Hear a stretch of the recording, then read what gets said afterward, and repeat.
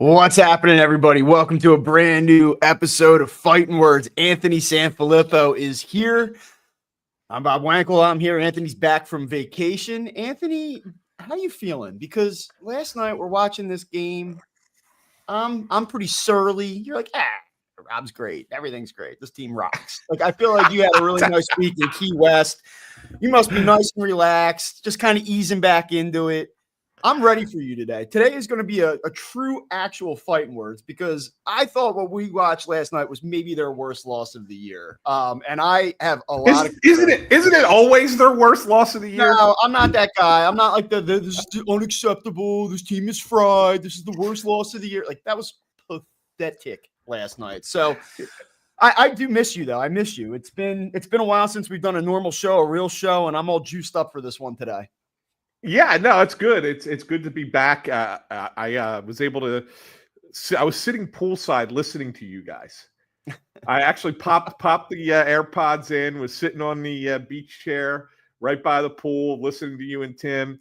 It was good. It was good. It was a nice outlet. I thought about chiming in. I threw a comment up at the very last second, and I said, the hell with it. You guys are having a good time. I'm having a good time. It's good. Last night was not good. It was not a good outcome for the Phillies. I think that we agree on that. I just don't think that we agree on why or how it happened. I think that's where you say we're going to have the true fighting words, and I think we're going to come to I don't think we're going to come to an agreement on it, but I definitely think we're going to hash out, what went wrong last night and who's ultimately responsible for it. So there's a lot to talk about. And first of all, I'm really glad, we had Tim. Tim was the right guy for that show the other day, especially because he never gets too high or gets too low. And it would have been easy to fall into the trap of, wow, everything is rolling with this team now. There's no turning back. And I think that the conversation the other day was like, look, there's some good here, but let's not get carried away. And I'm glad that nobody on the show, namely me, got carried away the other day in the euphoria of the Phillies run because, here we are 3 days later going like, what is this? Let's start with last night first and then maybe talk about some of the more the greater issues that kind of run parallel to what we saw last night. Look, we'll start with the obvious. You're not going to win a lot of games when you only score a run or 2 runs, and that's essentially what they've been doing here now for about a week. Since last Saturday, they have not really had offensive explosions. They've been timely. They were timely over the weekend, especially Saturday, Sunday against the Rangers. They were timely in the opener in Cincinnati. But really, against the Reds in the opener in Abbott, they got their doors blown off for 7+ innings, and then they've been wretched, really, basically since. Outside of that late explosion on Monday night. So I understand that is the primary concern here. When you talk about how does this translate to October, can they get to the finish line? Can they win a World Series? The most important thing is what we're seeing with the offensive struggles. And I want to dive into that. I want to talk about Nick Castellanos specifically. I know you did the radio hit on 97.5 yesterday morning, and I know Nick came up in that conversation with Andrew Salchunas and John Kincaid, and I heard what you had to say. I want to sort of continue that conversation on this show. That all being said, you get into a situation where you're carrying a lead against a terrible baseball team that has really no offensive punch outside of maybe the 2 guys at the top of the order right now. And you got to find a way to win that game. So let's talk about the first thing that I guess I and a lot of other people had an issue with. And look, it is easy in the moment when some things go wrong to say, well, why did they do it that way? They shouldn't have done it that way. I think from my viewpoint that I am very fair when it comes to managerial decisions. I am not a guy, and anybody that's listening to this or has listened to us for years now, even going back to Gabe, I'm not a guy that's like, well, the manager should have done this. He sucks. He's a moron. Like, Rob Thompson, I think, is a good manager. So I know a lot of people are looking for me to come on here and clobber him today. Like, if you look at the job at large, I'm not going to do that. Last night, I don't get it. And so let's play this out. He comes into that inning with 83 pitches, right? And he had been cruising. He had, really nice double play to end the 6th. He looks good. I don't have an issue with Jesus Luzardo starting the 7th inning. you want to try to get another inning out of him there, considering how he'd been throwing the ball, that's fine. My thing is, once you have a 6-pitch walk and you go to 89 pitches, someone has to be ready at that point. I don't care who's up. I don't care if the guy's a sub 200 hitter. Like, who is Jesus Luzardo to get that type of trust in that spot?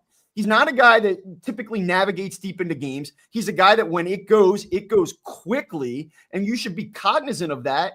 And your bullpen is lined up. You have everybody available that you want to go tackle that situation. So you want to start him and try to get him through the 7th? No problem with that. You get to the 89th pitch, you walk a guy that can't hit, get him out of game. What are you doing? So it's easy to just look at it again, I think, Bob, within the confines of the one game, right? And I think that there's a greater thing that needs to be considered here. And the greater thing that needs to be considered here is this is a team that is right now playing an incredibly ridiculous stretch of games, right? You're on a 10-game road trip without a break, and you come home right away. There's no break happening. Yep. You have 1 day off in 25 days. You have 2 in 41. Okay. They are playing a lot of baseball. You're now basically announced you're stretching your starters out to 6-man rotation because of this. And so as such, you feel you can give your starters maybe a little bit more leeway than you would have previously because they're going to have an extra day on the back end. And you have to manage all the pitching. That all said, he had Kerkering up during that first at bat in the 7th inning. It's too late.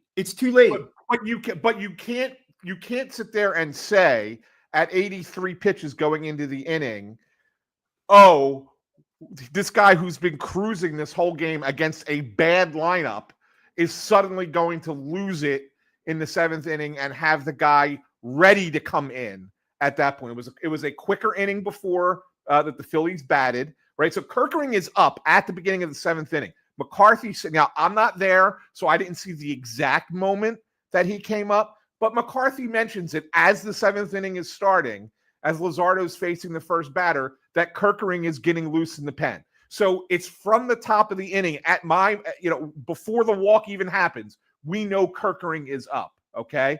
So he walks the guy. It's like, all right, we're going to give him Riley Adams. Now it's a double. Now it's 2nd and 3rd.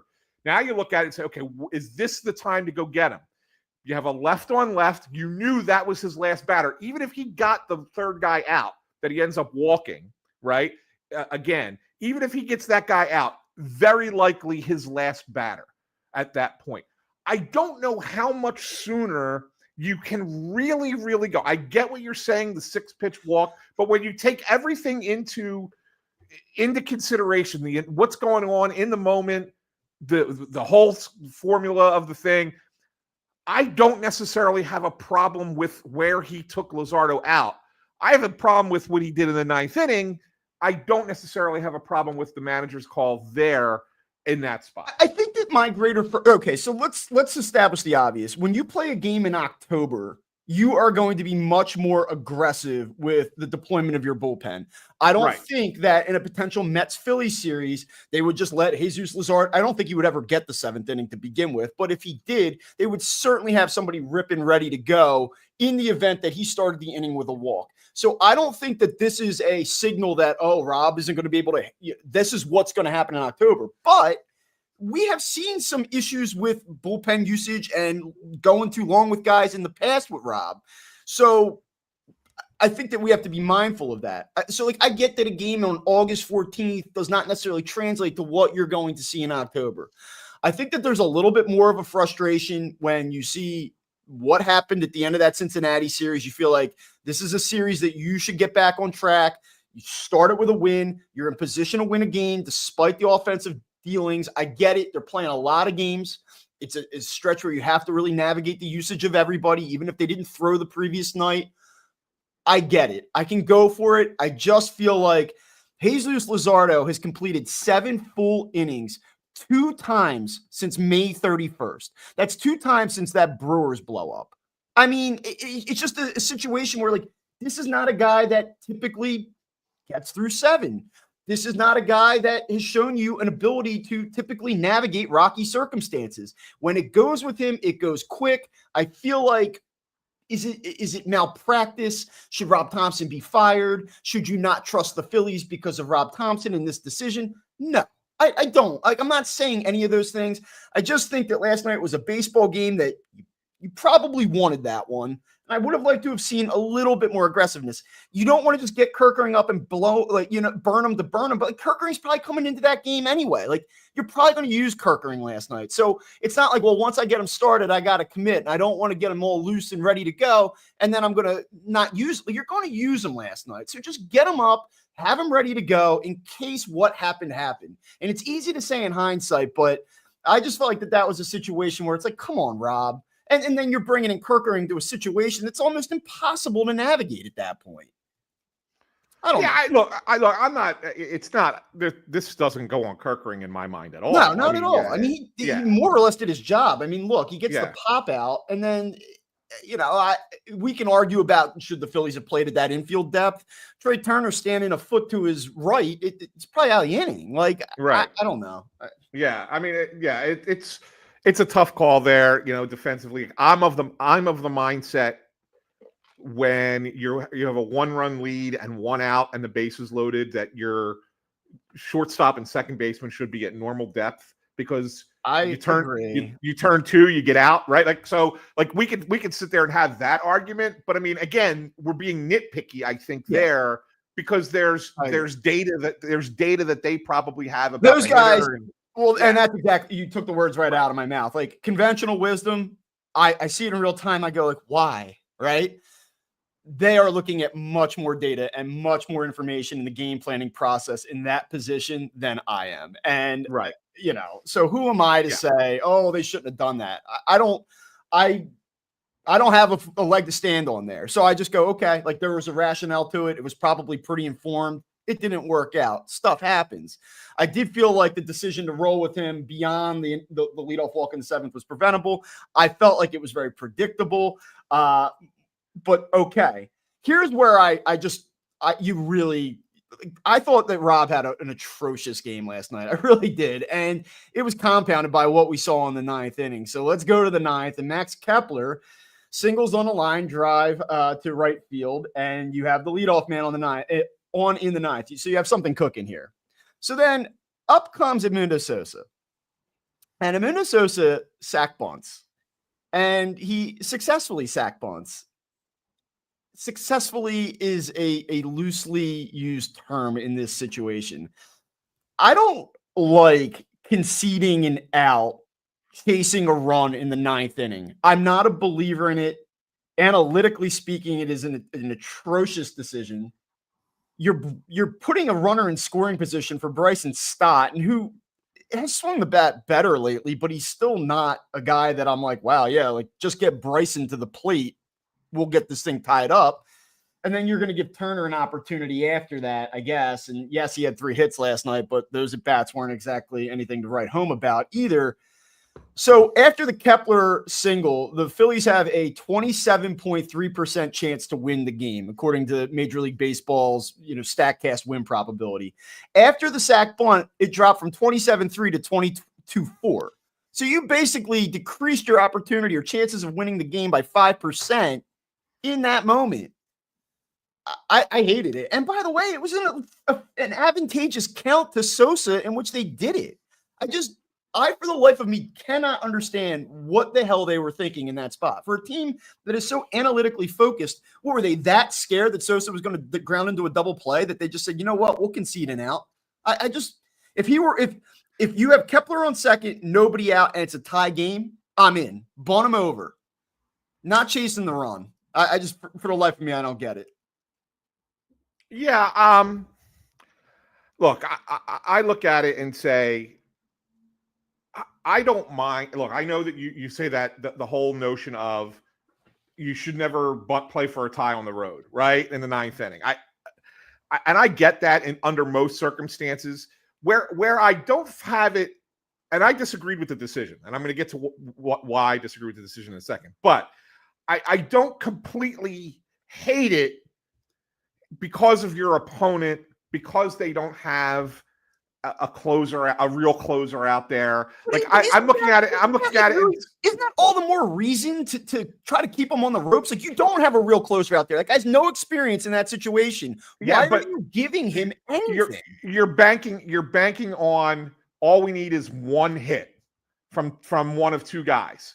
And if one of the two guys gets a hit, we tie this game up, right?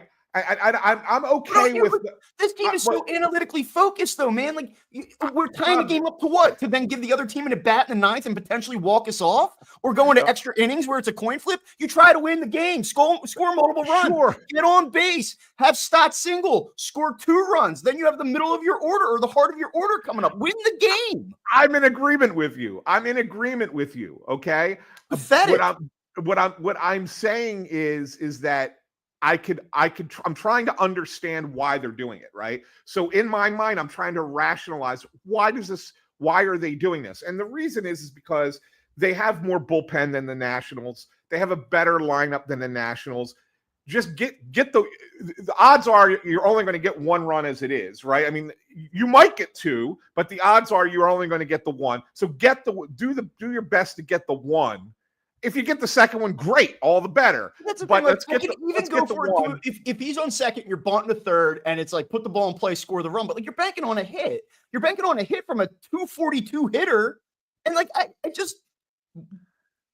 Yeah, I hear you. You got to do some real mental gymnastics to arrive at that point. I'm in agreement with you. And where I really was upset about it was once it's 3-0 and you're taking a pitch. Okay, he takes the pitch. It gets the 3-1.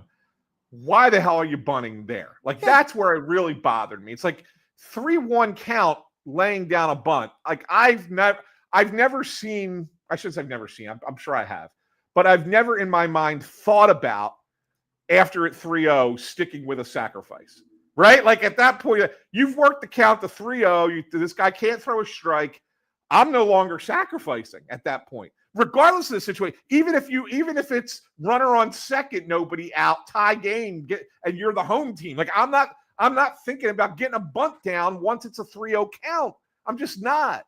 So that's where it really lost me in the moment. I thought you gave up in a real advantageous situation and gave them an out at that point. So you go back to what I said a couple moments ago. Do I think that sticking with Luzardo too long, is that situation going to repeat itself in an October scenario? I don't think so. Like, I wouldn't stay up at night worried about that exact sequence.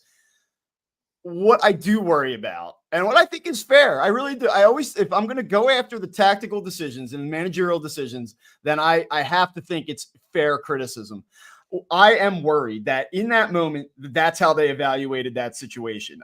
For the life of me, like, if you get in October, is that what they're going to do? Because it's the wrong thing to do. It was the wrong thing, analytically speaking. It was the wrong thing from a conventional wisdom standpoint to give up that out, especially when it gets to 3-1. Like, nobody in that dugout said, light bulb.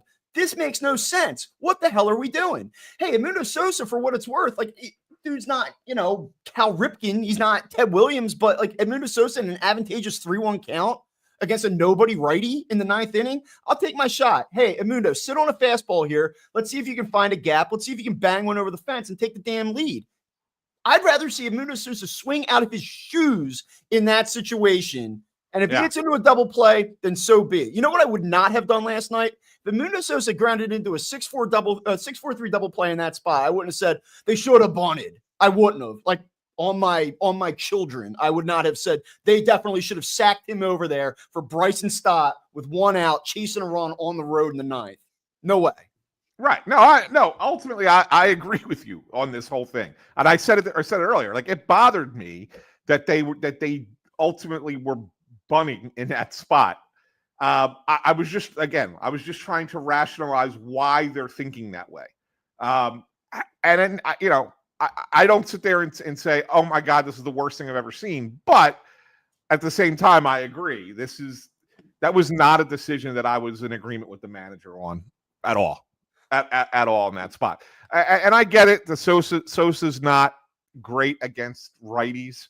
But once you have the count in his favor, you're getting fastballs. He hits fastballs.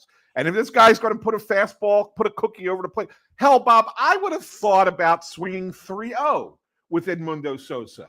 I know you don't think. I know you're sitting there saying, "Well, he hasn't thrown a strike. Take a pitch." I'm okay with that, but I would have thought about swinging 3-0 because he's such a good fastball hitter, and you knew that he didn't want to put him on. So, look for that pitch and crush it. That's what I would have done. Yeah, and look, I mean, that's last night's game. It doesn't hurt them in the grand scheme of things. The Mets are a disaster. It's Mets dumpster fire. They go hand in hand, right? Like the Mets are probably cooked. Horrendous losses against an Atlanta team that has nothing to play for this week. I get it. 5-game lead. You go back to August 2nd. They're a half game back. Like, what more could you want over a 2-week span to start the month of August? But I don't want to get caught in this trap of Phillies versus Mets. The Mets are not the standard. Chasing the Mets or beating the Mets in this division, like, it's important. It's one of the things that they need to achieve to get to where you want them to go. But, like, I don't want to do this. Well, at least they're not the Mets. Did you see the Mets last night? Like, you got to play better baseball. Like, the Mets stink, right? Okay, like, you win. Anthony, you win. The Mets stink. They go out, they improve the bullpen. It's a disaster. It's like quintessential vintage Mets baseball. Fine. Philly's got to play better. I can't enjoy the full-on catastrophe that's happening in Queens because this team can't score more than 3 runs in a game all of a sudden. Like, these are missed opportunities, Bob. Like the Phillies, look, you're right. They got a 5-game lead right now. But like a game like last night is a chance to bury the Mets. Bury them. Next time you see the Mets, you don't have to be like, this is a key series. Be like, dude, go ahead, New York, win 2 out of 3. Who gives a shit? You're buried. Yeah, you're done. You're done. Right. So like that last night's a chance to bury them. Even the games in Cincinnati that they no-show for, like, you know, there's opportunity there as well to like. I'm not saying you're going to win every game, but the point is that if you win one of these past 3. The Nets are even further behind you, right? They're even further away. Is there a better bet in sports than Phillies travel plight and betting against them right after it? Like, as soon as you see the story, under, man. The under. Couldn't get off the ground. The under. In Cincinnati, I'm like, under, bet against them. Like, he's just, they got in late last night. Like, there's no team that responds worse to a bad night's sleep than the Philadelphia Phillies. They didn't get in late. And I know they didn't get in late. It was just a delay. They probably got more sleep because they stayed where they were. Like, yeah, they didn't get in till 2:00 in the afternoon. But if there is any travel issue with the Philadelphia Phillies, bet against them, take the under. It's just like, it's automatic. No, you're right. It's 1,000%. Like, how many times has that happened this year? I think they're like 0-5 in that situation. Like, really, anytime I hear about like a little bit of an inconvenient travel, I'm like, oh, you booked the L tonight. So, all right. I think more pressing, there are greater issues at play here. And, surprise, surprise, we're going to talk a little bit about the outfield. And I think that's where most of the focus of this conversation should go. All that being said, hey, Bryce, need a little bit more from you, dude. Like, it was a nice resurgence to get off the mat and really get yourself in the conversation. He's been woeful this week, other than a meaningless home run on Wednesday night. I mean, his at-bats look completely lost, uninspired, and he's back to that, like, body language thing, too, where you're like, are you good, man? Like, are you all there? Like, I look at the way that he has sort of moved around on the field this past week, and I'm like, guy just looks like he's somewhere else again. It goes back to what we were talking about in April. Like, are you cool? Are you in it? So my biggest complaint, Bob, about the Phillies this week is the fact that once again the top of the order, and I know Trey Turner had 3 hits last night, but for God's sake, yeah, they didn't leave the infield. The top of the order is not hitting for them. So, over the weekend in Texas and even the game against Cincinnati, I know Schwarber had the home run, but they were buoyed by the bottom of the order, right, coming through. And you need that. Like, if you're a good team, you need the bottom of the order. If you're going to rip off 8 out of 10, right. 12 out of 15, like, you need to have games where the top goes cold and the other guys help, and then you said it, buoy, and give those guys an opportunity to get their footing and start ripping again. I thought that was going to happen this week. Right. And so like that, like, I'm cool. Like, that's good. That's a good sign. And so when I was texting you over the weekend and I was like, you know what? this team's starting to look legit Yeah. because they're getting that now. You're getting that game or a couple games where top of the order didn't hit, but the bottom of the order came through. That's what you kind of needed. You can't have Schwarber and Harper do it for you all the time. But you also can't have Schwarber, Harper, Turner, those three guys go pretty cold for a week at a time and say, all right, the rest of this lineup, figure it out. Like that can't happen either. And so to me, those are the guys that are getting the big money. Those are the guys who you're counting on. And yeah, you're not going to be, 3-hit games all the time or a home run every time you come up the bat or whatever. But those guys have to carry the load more often. And this week, they've not done it. Aside from that home run by Schwarber, which really wasn't, it gave him a cushion. It was a good thing. Don't get me wrong, Monday night against Cincinnati. With that lone exception, I don't know, the 3-hit game by Turner against Texas, okay, fine. But where is that consistency from the top of the lineup?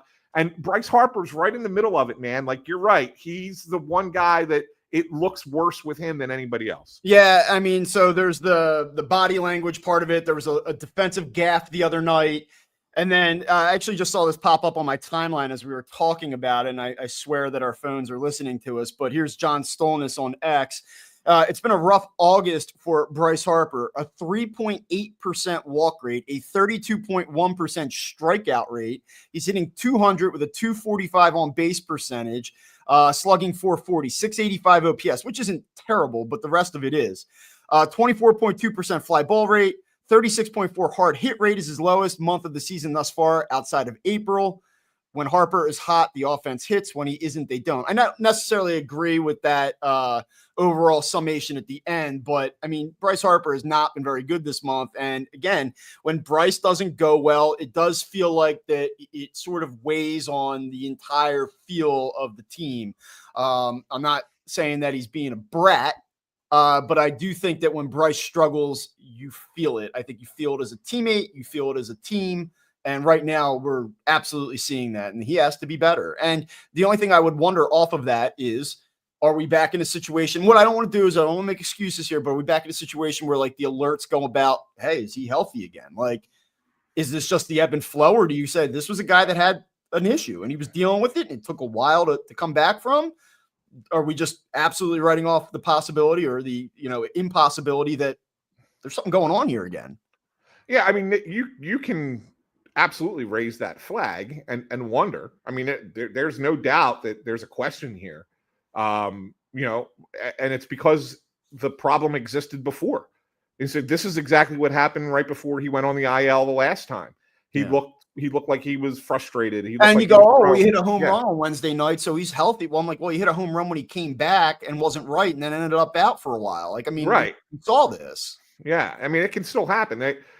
It's all about how they manage it. Now, the one thing I will say, at the time when he was coming back, Rob did say that they're probably going to give Bryce a little bit more time off than he would have normally had in managing this the rest of the season. And that has not happened. It has not happened. And so it makes me wonder, in the middle of, I'm using the excuse earlier, right? Saying, hey, they're playing all these games. They don't have time off, et cetera, et cetera.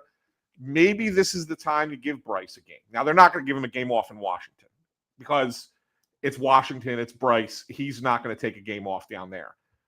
But I wonder if one's coming. I wonder if one's coming maybe when they get home against Seattle. We'll see. You're playing an American League team.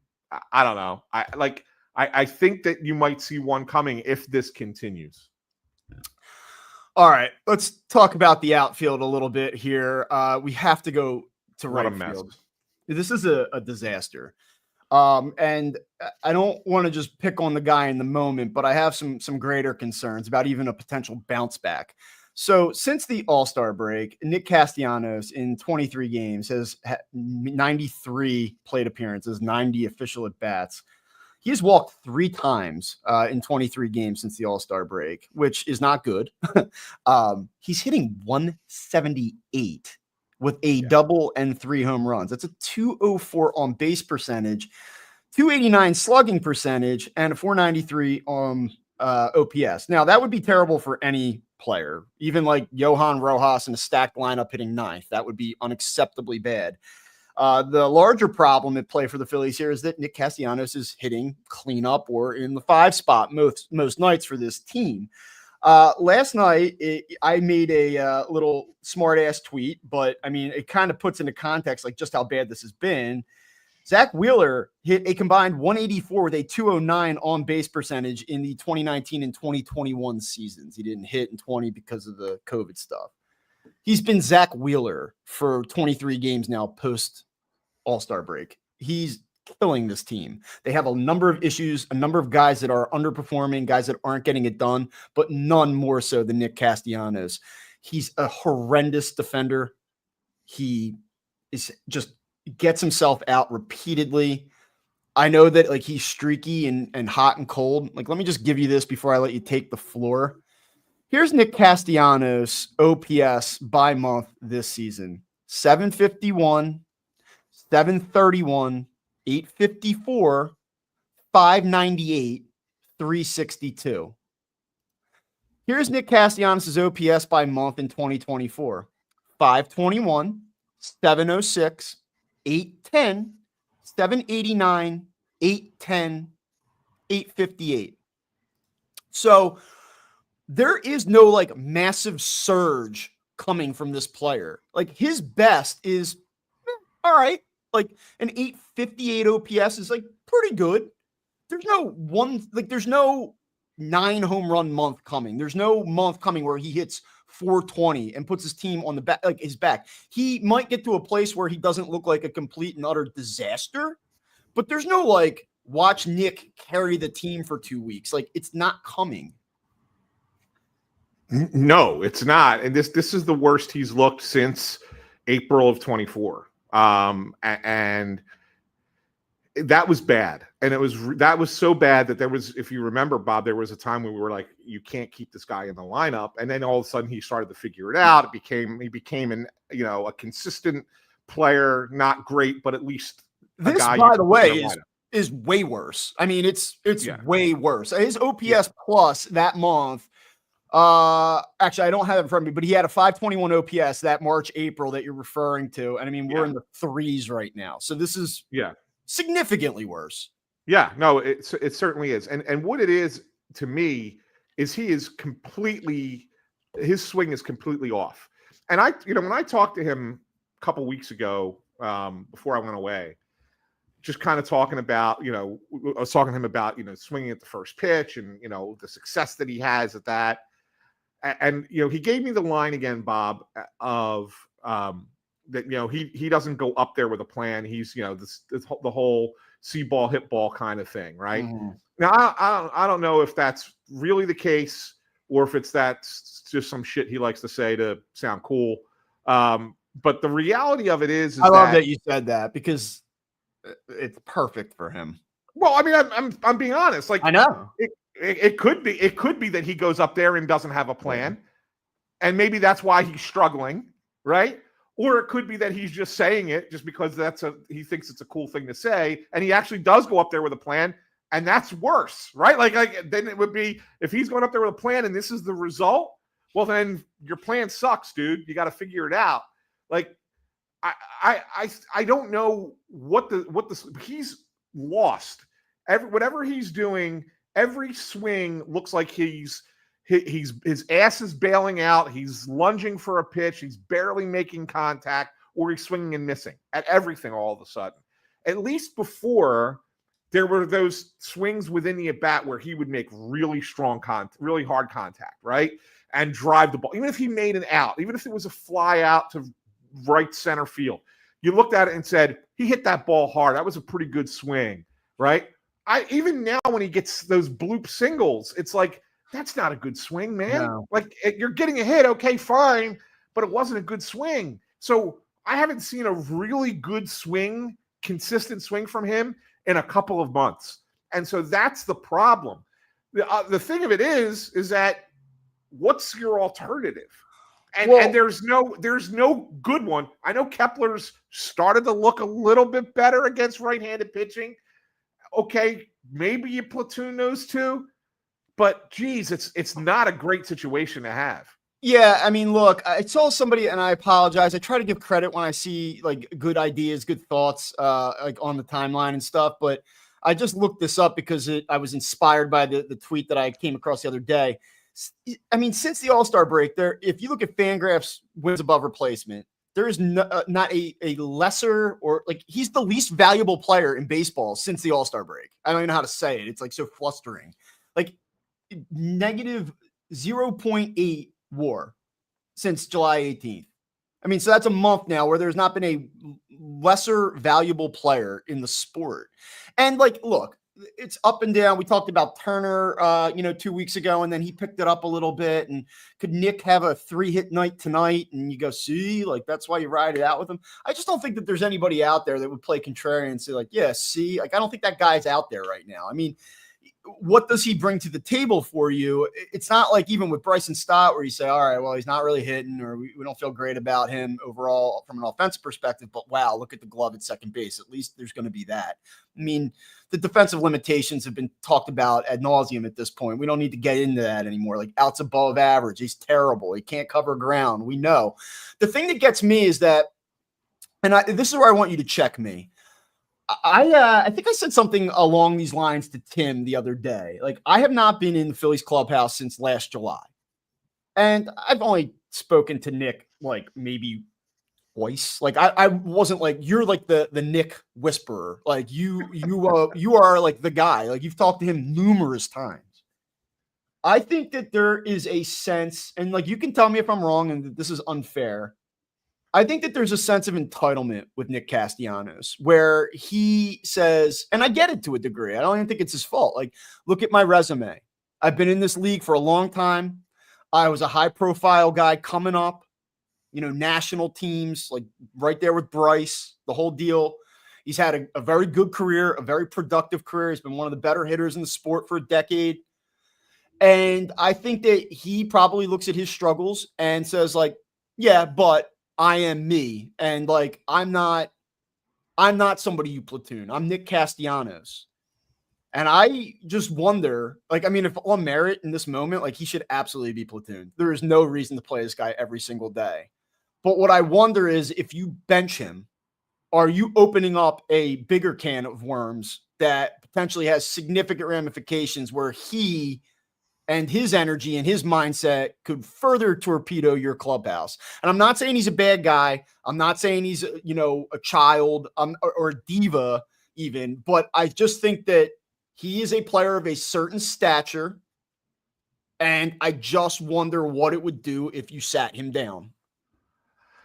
Yeah, I think that you're pretty spot on with that, Bob, because, and it's how the Phillies operate with all of their veteran guys, right? It's kind of like they defer to Real Muto a lot on his availability. Most starting catchers wouldn't play as regularly as he does. Most starting catchers get, an extra day off a week. Not this guy. This guy kind of dictates it a little bit more about where he plays. They wouldn't bat him eighth. Remember that earlier this year when he was really struggling because of a respect thing. And I think Castellanos kind of gets that same, again, like you said, it's not his fault. It's the culture of the sport, and it's the way that the team operates. And it's part of why that clubhouse really gels as well as it does, in a sense, over the last 4 years, because of the way that the Phillies operate and let them do their thing, right? Yeah. And when you look at it, here's another thing that Nick Castellanos could make this argument, Bob. And again, it's a light argument, but it's one that he can point to. Like, Trey Turner leads the team in hits, leads the National League in hits. You know who's second? Nick Castellanos is second on the team in hits this year. I mean, so you're saying now you're going to start platooning the guy who has the second most hits on the team. It's a tough but call. In fairness, like, okay, let me call bullshit on that. Yeah. Bryce Harper has missed significant time. JT Realmuto is a catcher. Bryson Stott platooned. Bohm has missed time. Left field has been a platoon from the jump. Center field has been a platoon from the jump. 100%. So, like, Nick Castellanos being second on the team in hits when he has probably 25% of the amount of at-bats more than anyone else means Absolutely. absolutely nothing to me. But I get it. I understand. Yeah, like I understand your premise. I think it's more tied into the pedigree of like, I'm Nick. I've been an impact bat in this sport for a long time. I'm having a shitty month. Like, you're not going to do this to me. When the whole thing came up where he was replaced defensively and he seemed utterly baffled by the possibility that it was the right thing to do from a strategical standpoint to take him out of the game late with a lead, like that shows me some type of like disconnect, or the fact that he is totally out of touch with like the urgency and reality of a situation. Like that he is like, I can catch the ball when it's hit to me. Like when it gets hit to me, I catch it. I'm pretty good defensively. Like, dude, no. Like I still think that was a time and place problem for Nick, more so than it was an actual pull him from the game. Yeah, but I mean, notice that they've not gone back to it since. I well, mean, because of how he reacted. In other words, like if that would have, I still stand by, if that would have taken place anywhere else other than Miami, there isn't a blow up. Yeah, but like, like, why does the player win in that situation? Like, yeah, like maybe that there could have been a little bit more thoughtfulness in terms of when they first decided to do it, and he might have some right to be like, "Yo, man, like, come on, like that, you're gonna do me like that." I'm not justifying it. So then that means you go, you're right, but so now we got to cater to this for all of eternity because, like, yeah, we probably could have done a better job. Like, come on. It's about, don't you go in there and say, look, man, like, I get it. We screwed it up. We should have waited another week, or we should have given you more of a heads up what we were going to do. But look, we're going to do it because it's the right thing to do. Yeah, no. And I think that this is when it comes down to, we talk about this all the time, Bob, about managers, right? And everybody wants to question managerial decisions in games. I think that the manager's biggest job, I agree, all jobs, is managing personalities. And how do you handle that, right? And I think that that's the toughest job that any manager, including Rob Thompson, has. And right now, he's got a problem on his hands. And the problem he has on his hands is, we are, 6 weeks away from the postseason. I have a right fielder who is playing like absolute shit right now. We're paying him $20 million a year. He expects to play pretty much every day, every game.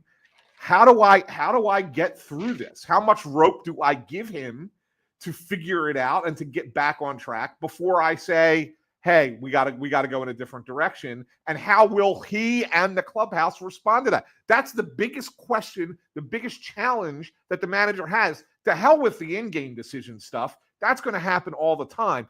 This is the biggest challenge that Rob Thompson has on his plate right now, and he's got to figure it out.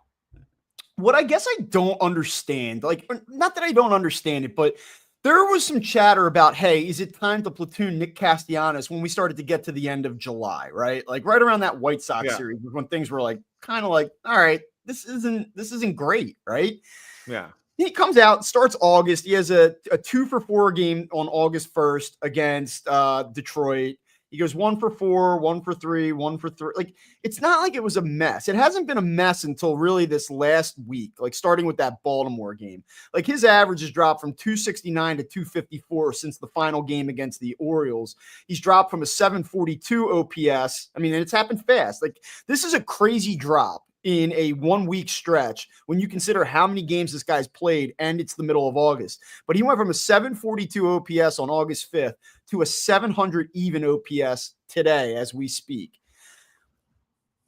There's this idea, like, why not platoon him? Why is he immune from this conversation? And all he's done since those conversations have first started is play worse. Like, is it because he feels the pressure and he's starting to realize, like, okay, like, people that are kind of riding me a little bit are right. I'm proving them right. And does he feel that? Is he pressing? He does not strike me as I'm pressing kind of guy, like historically. But in this moment, is he for the first time in his baseball career, like really starting to feel it and maybe even feel some doubt in his own mind? Like maybe people are, maybe they're right. Yeah.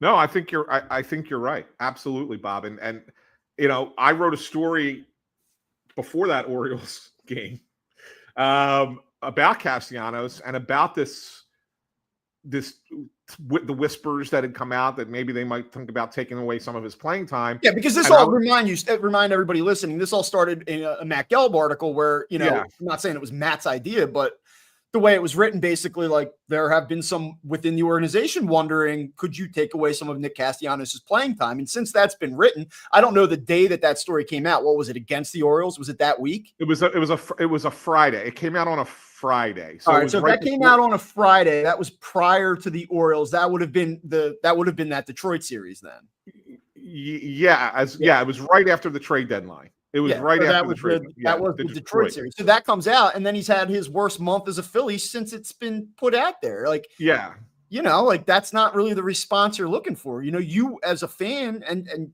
like your feelings about Nick Castellanos aside, like you want him to go out and shove it. Be like, don't you dare! Here I come. And instead, it's been the complete opposite. It's exactly been that. Like he has not shoved. He has not pushed back.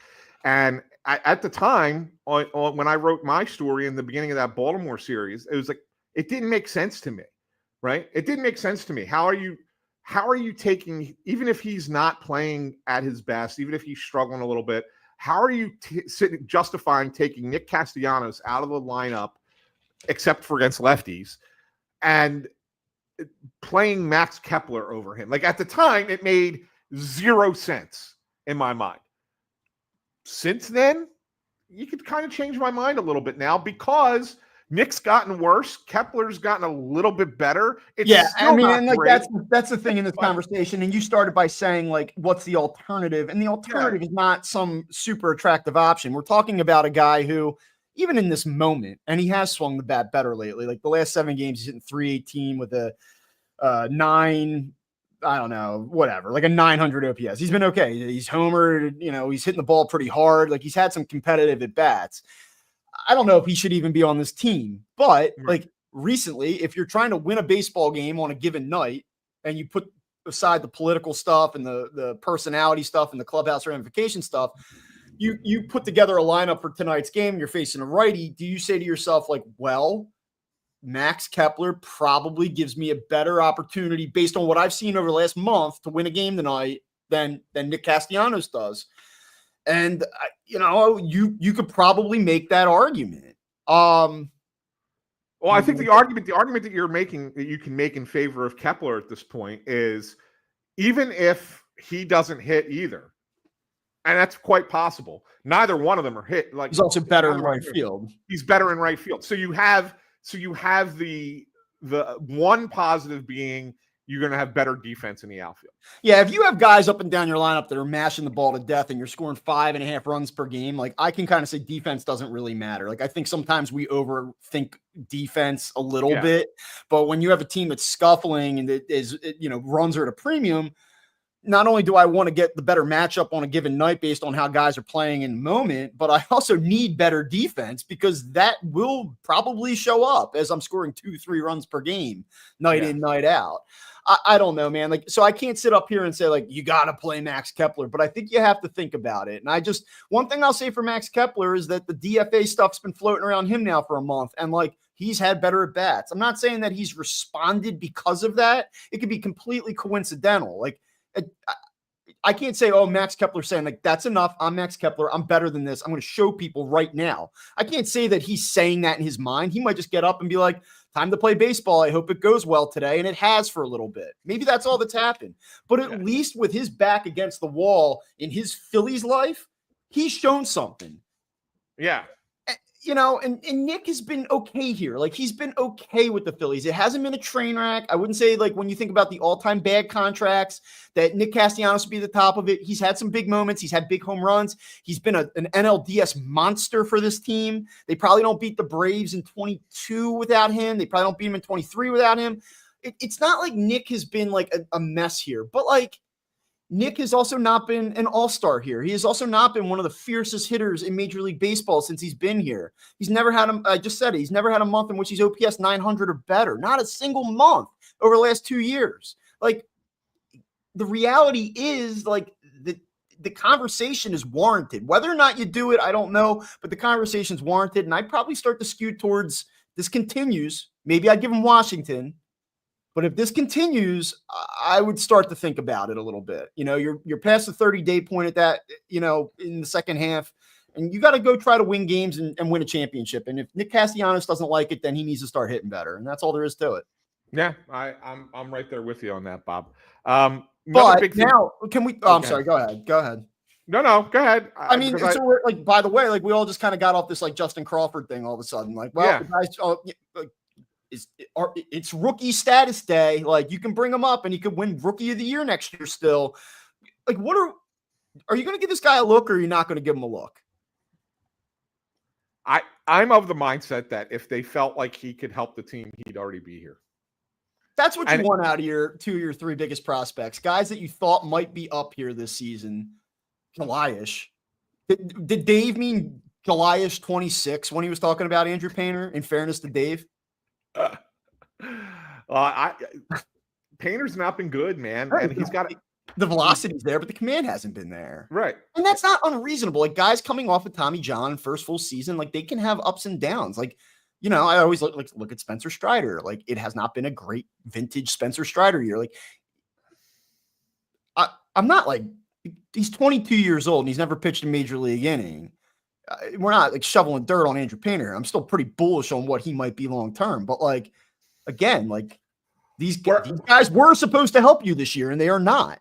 Where I will credit the Phillies is that they didn't rush these guys, right? That they kind of said, when you're ready, you'll let us know, and you got to earn it. Like, we're not just going to promote you because of who you are. You've got to earn it. So I do give them credit for that. So here's the question that's interesting. Like, Painter is a different story because the productivity and the production just has not been there. But when it comes to Crawford, the production has been there. I know this is not like earth-shattering stuff, but like, we've been talking about this guy as a 330 hitter at AAA now for 2 months, which is where he's at this morning. And, like, you look at everything, 37 steals, 413 on base percentage. He's hit lefties. He's hit righties. He's an unfinished product defensively. I know that there are some people that seem to think like, oh, he's got elite speed, he's a great defender. He's not. Like, he's a little bit raw still. But from an offensive standpoint, like, what more can he do other than change his batted ball profile? And I don't think that is ever going to change in a remarkable way. Like, they want him to probably hit the ball in the air a little bit more. Okay. I don't think he's going to do that. So if you're not in on him in this moment, what does he look like in April of 26 that you say, now he's ready? Like, what more does he have to do? And I don't mean that just like, oh, look at his batting average, man. But like, he kind of is what he is. Is he not? Yeah, I'm not sure where they are on this, because every time that Dave's been asked about Crawford, he said the most recent comments were he's ready to play in the major leagues. We just this isn't the right time for us to call him up. And I guess the thought process is he's going to have his challenges at the major league level, and he's going to have to work his way through them. We don't want that to be during a push for the pennant, right? Like, we feel like that's a guy who is major league ready, but we don't want those struggles to come now. We'd rather those struggles happen in April or May, and then he figures it out as the season progresses. That's the only thing I can think of, Bob. Otherwise, why wouldn't he be here? Yeah, like, I guess, and I think that there's fairness in that.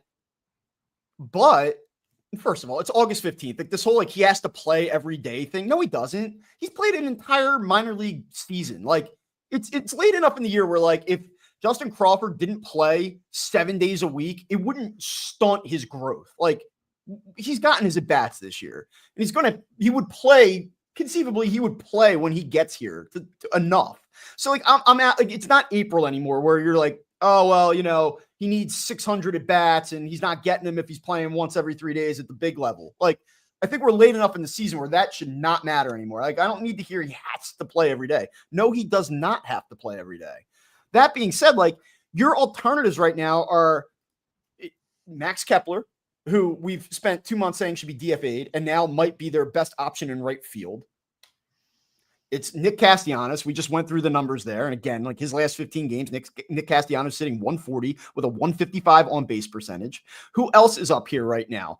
Otto Kemp. Okay. And I know he's like playing third base and all, but Otto Kemp, last 15 games, hitting a $182 with a 245 on base percentage. Otto Kemp's a nice story. And I think at some point, like he might be a Weston Wilson type guy and he might be able to help you at the major league level and hit a little bit. He's giving them some juice and moments and stuff. Otto Kemp's not going to help this team win baseball games in October this year. Like, right. So you're not letting yourself find out what you have here for this. I don't know, man. Like, that's where you lose me. Like, it's just like, why not see? Were you afraid you're going to break them if you bring them up here? You know, come on. The only other thing, Bob, is, and again, this references back to what you were saying about, when we were talking about the infield where they were at for the hit that the Nationals had last night. Well, they have more data that they're looking at. For justification purposes. Maybe the Phillies have gotten pretty good at self-evaluation, and they look at it and go, he's still not ready. They may say it out loud that he's ready. That he is, yeah. But internally they go, it's not going to work yet. Like we don't want to ruin this kid. I wonder what specifically that piece would be, because like I said, do I really think that he's going to dramatically alter the batted ball profile, right? Like, is he all of a sudden going to increase his fly ball usage by 10%? And would that even be good for him? Like, if it's not there now and he's playing at this level in terms of the production at the AAA level, how do you talk yourself into it for next year? And if you're not confident in where he's at right now, and I don't know how much more growth there truly can be, did they try to trade him and they just couldn't find a taker because everyone else sees what they saw? Like, I'm so lost on how this is played out because there could be so many different things. We don't want to put pressure on the kid in this spot. We're asking a lot of him. We're not going to do it to him. We don't really think he's that good is a possible outcome in all of this. We tried to trade him because we don't think he's that good and nobody wanted him is a possible outcome in this, or we refuse to trade him and people wanted him, but we're not going to use him at the major league level yet. Like, I mean, think about this. Like, I've never been less confused about a player in this position than this guy. Yeah, no, I hear you. And by the way, like, again, like, what do the Phillies need, in my opinion? Like, I know that they started to homer a little bit post All-Star break. I still think that this team is woefully short of what they need in terms of punch, in terms of extra base production, and he does not give you that. And for that reason, I can say, like, yeah, he's not the perfect fit, but when you just look at what you're getting from some of these other options, I go, like, I don't know, man. Yeah, Bob, I mean, yeah, and that was just what I was about to point out to you, like, and you already know it, but just to point out for everybody else who's listening, even though you look at that, that slash line and say it's pretty solid, there is only 28 extra base hits in there. 20 doubles, 4 triples, 4 homers, right? Yeah. Like, that's not exactly setting the world on fire down there. Yeah, he's getting on base because he's getting a lot of hits, a lot of singles, a lot of infield singles. But is that going to help this team? Is that what this team needs right now? And I'm not sure that it is. And maybe you find a way to construct the roster in a way that it helps you in 2026. But the way that the roster is constructed right now, that's not the answer to help this team. So that's what I'm trying to justify. Why I hear it. Look, I also don't think that bringing him up fixes things. Like, where you're like, oh wow, this offense has just been on fire since he's arrived. Like, I don't expect this kid to come up here and be a cure-all. I just am kind of like, well, they're a little flat. They've been a little flat for a while now. And I'll just mean this week. I mean, I've been saying this since last November. Like, this team needs new life. It needs a different piece in, and Bader can do that to a degree, maybe. I don't know. And this is why I don't get too high or too low on this team. I was impressed with what I saw over the weekend against the Rangers. I felt like for the first time we had seen, they explode on Friday night and then they lose that game Saturday, or they lose the finale on Sunday. Like, that's what the Phillies have done now for months. And that's why they can't really take that next step and become a team that's 25 games over 500. And I was like, wow, here they are. Maybe this is where they finally do it. And like, again, like, they are showing you who they are, which is like a maddeningly inconsistent team that probably does not have enough offensively. That is my evaluation of this in this moment. Like, they are running away now at the NL East. They're up 5 games on August 15th. They are sprinting past the Mets this month, but they're sprinting past the Mets because the Mets are quite literally rolling out of bed and shitting down their leg. So I just cannot, like, if you told me at the end, if we simulated this and we met up on November 1st, the Phillies won the World Series this year, I would not fall out of my chair. I'd be like, oh, yeah, like Nola came back and Wheeler and Nola and Duran was awesome. And, Bryce, Schwarber. Yeah. But when I look at that lineup and I just see what you get in the middle of the order, I'll just never bring myself there. I think that they're short. I think they left themselves short at the trade deadline. Maybe that was out of their hands at that point and not their fault, whatever. I just don't think this lineup's good enough. Yeah. Who are the Phillies to play great baseball for 3.5 weeks at this point? Have they shown you since last June that they can play great baseball for 3.5 weeks? No. So, do they have it in them? I do think they do, but yeah. If they have it, what are they haven't done it? They haven't done it. No. Yeah. No. Last thing on the Phillies that I think we have to discuss. And you mentioned Nola. He's coming back on Sunday. Rob mentions going to a 6-man rotation. What do you make of that? And do you have right now a third guaranteed starter in October behind Wheeler and Sanchez in your mind? No, I mean, when you say like, it's like goes back to the old NFL training camp battles. Oh, well, we have 3 quarterbacks that we really like. Well, then you don't have one that you really like. And that's kind of, I think, what the Phillies are facing after Wheeler and Sanchez right now. Like, to what degree of confidence do you have in Aaron Nola coming back and being that guy? I don't know. That's a total coin toss to me. I think I personally think that he is going to be the game 3 starter for the Phillies in the postseason. And I expect him to pitch reasonably well down the stretch where you say, like, yeah, he probably earned it. Like, that's what I think is going to happen. Do you trust Ranger Suarez right now? Do you trust Jesus Luzardo? No, not really. Of course not. So, I mean, that's the way I'm looking at it. What do I make of them being in a 6-man rotation? I think it's like 5% a nod to Taijuan Walker and what he's done and the fact that he'd probably be utterly useless out of the bullpen. And he's giving them competitive starts. So, like, let's not do this to this guy again this season. I think it's like 5% that. No, I think it's 95%.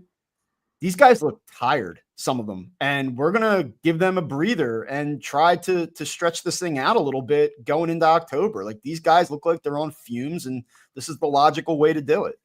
Yeah, and I thought it was interesting on the broadcast last night. I thought Ruben kind of let the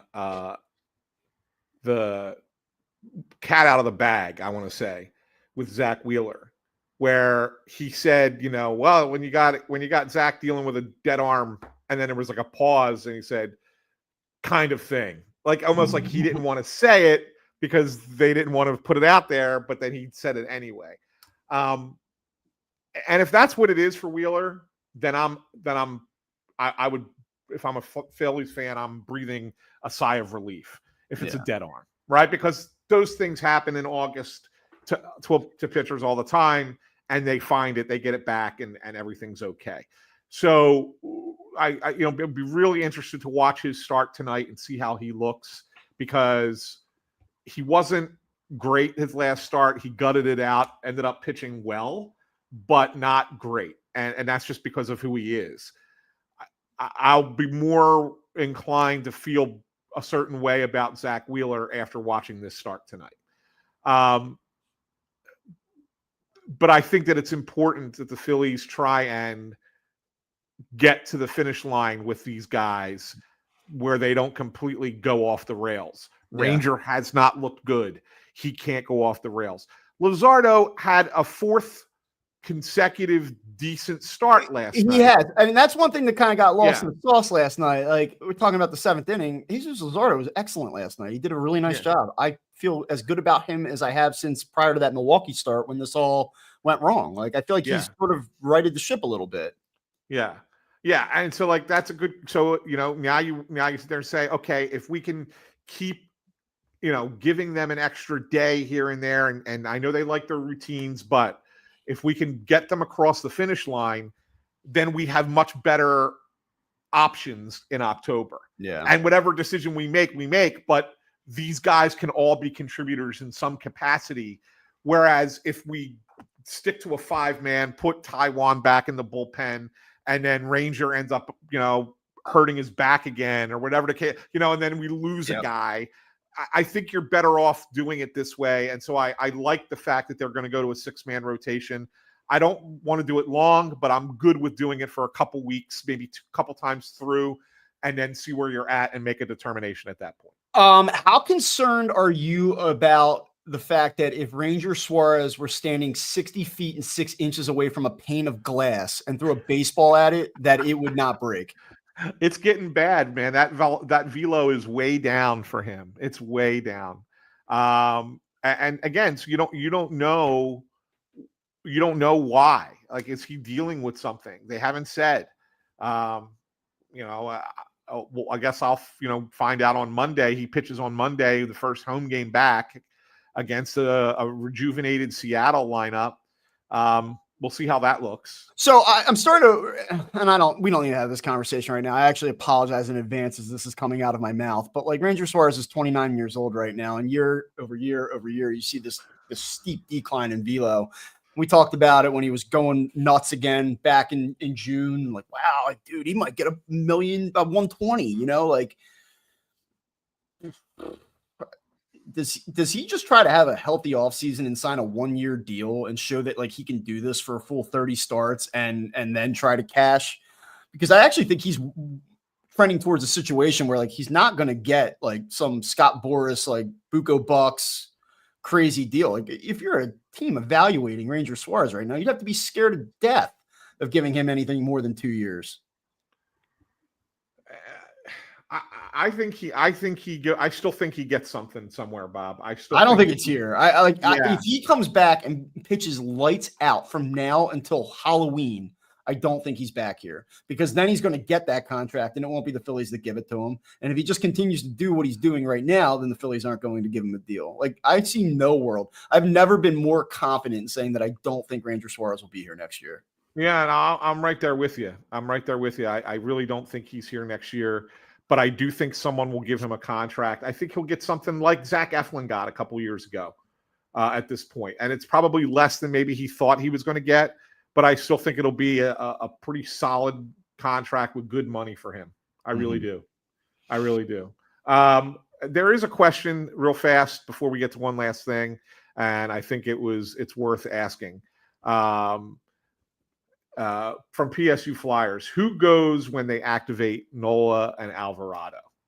And I think it's an interesting question, because if you're going to a 6-man rotation, you're losing an arm in the bullpen. And then you're going to bring Alvarado back and you need to lose another arm in the bullpen. So from what's currently there. So 2 guys have to go, but you got to kind of hang on to one who can give you length, right? So if you're doing a 6-man rotation, like, Joe Ross has done absolutely nothing for you, but he's the one guy in the pen who can give you multiple innings. So he probably survives. So I look at who's out there right now, and I got to assume that maybe, all right, when one comes back, you're sending Max Lazar down as an option because he's got options. But then what happens? Yeah, so you probably send Lazar down, but then, like, and not that he's like a stud or anything like that, but then, like, at some point it comes back to the Romano conversation where you say, like, this guy has been largely awful, and he's had moments. We saw it the other night. He came in, they're down 1-0, like, the inning was over in like 3 seconds. Like, he was sharp. Then he comes back out and is a disaster and gives up a grand slam. And like, yes, he wasn't helped by his defense. And like, okay, fine. Like, still gave up a grand slam. The guy's ERA is sitting in the mid sevens. It's the middle of August. Do you trust him at all? Of course you don't. Right. So like, do you play the roster game and say, oh, options for the one guy, the other one doesn't? Like, we want to keep everything rolling here. Like, or do you just do what's best for your team, which is probably get rid of Jordan Romano at this point? Well, that's what I'm saying. You have two guys coming, right? So you can move one. So Nola's on Sunday, right? So somebody can get – now there's always the possibility that they decide to put somebody on IL with a blister or whatever, a hot spot. Kind of like those things happen too. Like you could kind of fudge your way through things like that. So that's a possibility. But with both of them coming up, two guys have to leave that bullpen. And – so then it comes down to Romano and Ross, right? Yeah, I think it might be Romano at this point for the reason you said. I mean, Ross can be multiple innings. Yeah, and I think that Romano ultimately is a better option to stay. Like if you're saying to me, if I needed one inning in a tough spot, and I had my only two options were Jordan Romano and Joe Ross, who would I rather have? I'd rather have Romano, but I think that because of the way things are right now, he's got to be the odd man out. Well, and that's where you look at like roster construction for October, though. If Jordan Romano is not, or Romano or whatever, is not giving you, he's not going to pitch an important out in a postseason for you. He is not going to factor in. So, like, are you really that hesitant to part ways with him on August 18th, knowing that you're basically talking about 5 or 6 more weeks here? Like, you don't run any risk in letting go of him at this point. Like, you gave him ample opportunity to show what he did. You can't look at it from a baseball industry standpoint and say the Phillies did Jordan Romano wrong. They didn't. They gave him every chance in the world to right this. He's not going to help you in October. So who cares? That's kind of where I've arrived at this point. Like, you're not going to like hope that he's a reclamation project that all of a sudden turns into a 7th inning guy. Like, he's not going to be that guy in October. Once they signed David Robertson, the idea that Romano could be a high leverage, surprise for you, like that all went out the window. Yeah. I mean, Joe Ross isn't going to give you any important innings either in October. But at least there's a function to helping you get to the finish line. Right. Right. And I think that that's probably, and I'm with you on this. I think that Romano is the guy, unless there's another injury between now and Sunday. I think Romano. And it's things like you see these like little, these glimmers of hope with him. But I mean, again, like, and we don't need to do it. Just go by the month by month ERA. Like, May was good. Everything else has been consistently horrible. Yeah. Yeah. I'm in agreement. And it's a shame, but it is what it I hate saying this, but it is what it is. As far as the other roster component in this, I assume, are you with me on this? Alec Boehm comes back, and that's thanks for the memories, Otto Kemp. We'll see you in Clearwater next spring. Like, and a couple weeks ago, I would have told you it would have been Weston Wilson would have been the guy that went down, but I think that Wilson has provided a little bit more punch than Kemp has, and so I think that that's probably right.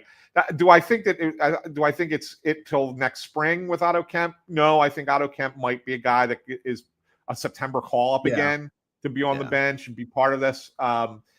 So I think it will be a short term, see you later kind of thing. But yeah, I do think that Otto Kemp is the 26th guy on the roster right now. Alec Boehm back this weekend? Possibly Sunday. Like, are we gonna? Possibly Sunday. But I think that I honestly think that they might wait till Monday and just do it at the ballpark, as opposed to send them down to DC for one game and then come back right back. I think that they might wait till Monday. I'm naive on this. Is that a timeline thing? They have to wait, or is it just like we're going to play it cautiously? No, I think he could come back now. He's eligible to come. I thought so. Yeah, he's eligible to come back now. So I'll bring him back. Let's get Alec Boehm here. Yeah, here you go. One last thing, Bob, and it's we've taken a lot of relish in the Mets' demise, but one team that has had an even greater demise than the Mets, sure have. I know where this is going. Is the Los Angeles Dodgers. What the hell has happened out in the West Coast? And as you look at it today, with the San Diego Padres by themselves in first place, are the Padres a more dangerous team come October than the defending World Series champion Los Angeles Dodgers? It sort of feels that way, doesn't it? Like it was the Padres at the deadline that were like, here we come. They've kind of, you see teams do it at the deadline and then they sort of fall flat occasionally where you're like, man, that didn't work out at all. The Mets, they have this like, the thing that I think is different about the Padres is that this has been a years long thing where they're like, we're as good as these guys and we can beat them. And I think that right now they're smelling the opportunity. Like they know that the Dodgers are wounded a little bit. That offense isn't quite what it has been. They're dealing with a number of pitching injuries. I don't think the Padres are the least bit scared of the Dodgers. They had them on the ropes last year. I really think that, they play each other this weekend, by the way, which is awesome. Yeah. So, like, what a series that's going to be. That's one that might be an extra cup of coffee late in the day and try to ride out at least the first 5 or 6 innings. Yeah, I mean, look, Dodgers have just been kind of uninspired, feels like all year. And it might just be one of those years where they're like, we have a lot of talent, but just things didn't fall our way, Yeah. So yeah, it's been interesting to watch. I mean, and that's part of it. You talk about missed opportunities. It's not just being 8 or 9 games up on the Mets at this point. It's also like you could be 4 games up on the Dodgers for that number 2 seed in the National League. Because I do think that the Brewers are probably due for some type of, they have to slow down a little bit, but I think the Brewers have probably done enough over these last, 13 games now, where they're probably the 1 seed. I don't know that anybody's catching the Brewers for the 1 seed. So it's all about that 2 seed now in the National League. And if you ask me right now, who's going to be, if the Padres and Phillies are both 17 over and the Dodgers are 15 over, who's going to be of those 3 teams at the end, the number 2 seed? I probably think the Padres right now. I'm probably prisoner of the moment, overreacting to what I'm watching in this moment. But yeah, that's probably who I'd take. The only reason I'd still put the Phillies ahead of them is because I think that the Padres have a tougher schedule going down the stretch than the Phillies do. And so I think that the Phillies probably will finish ahead of the Padres. That said, I'm not saying that with any confidence, like super confident. I just think that the schedule's easier. Yeah. So I have this in front of me, the remaining strength of schedule.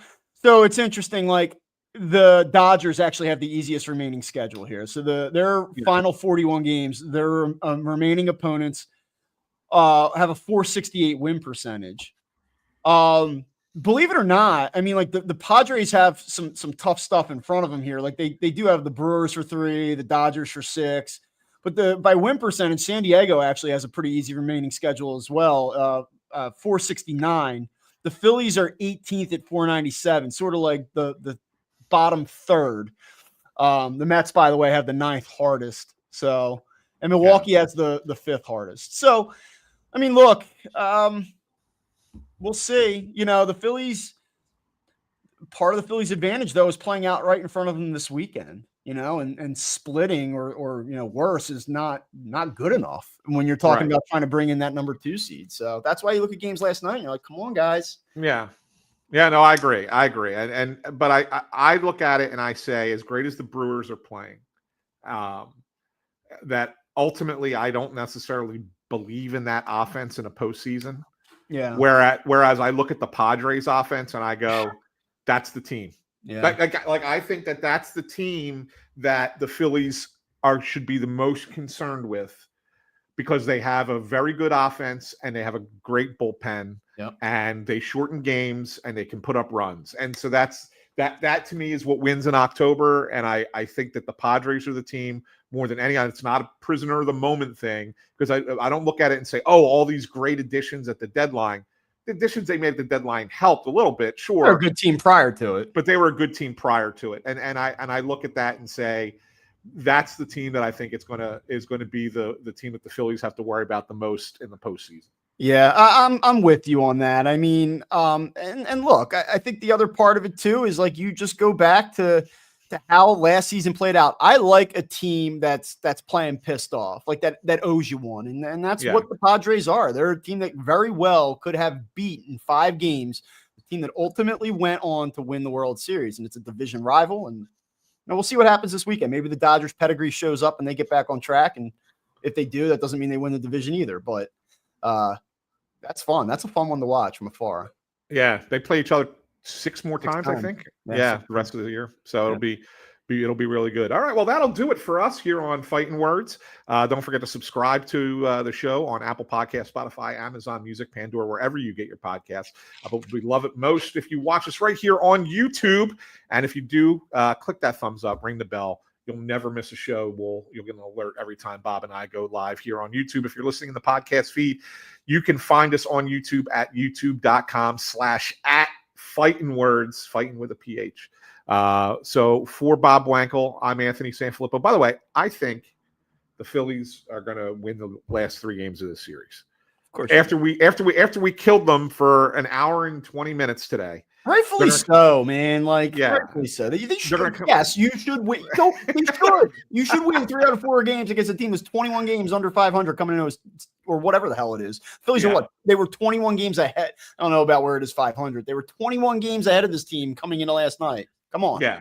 They're going to win the last 3, and then we're going to have to do a positive one on Monday. So we'll do it. We'll take it from there. Before Bob Wankel, I'm Anthony Sanfilippo saying thanks for tuning in, and we'll talk to you again on Monday. Have a great weekend, everyone.